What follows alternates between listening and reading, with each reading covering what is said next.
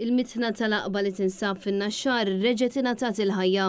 Kif il-ġimgħa fil-għaxija ġie inawgurat minn ġdid xogħol ta' restawr fuq il-mitħna tar-reħ tal-aqba. Din il-mitħna li hija waħda mill-eqdem u l-akbar imtieħen f'Malta kienet inbniet fl-1710 taħt il-Grammastru Perellos u tissejjaħ mitħna tal-aqba għaliex tinsab fit-tela kif il-kelma aqba tfisser art fil-għoli. Fost in-naxxarin il-mitħna tal-aqba li kienet tintuża sabiex isir tħin tal-qamħ sabiex isir hija meqjusa bħala post ta' attrazzjoni kemm għall-Maltin u Għawċin kif ukoll għat-turisti.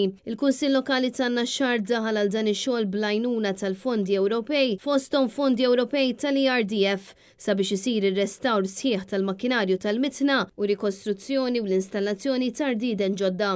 Minnaħa ħas-Sindku tan-Naxxar Enmeri Muscat Fenekadami stqarret li permezz ta' dawn il-fondi l-Kunsill seta' jippreserva l-mitħna u jġiba lura għall-istat oriġinali tagħha.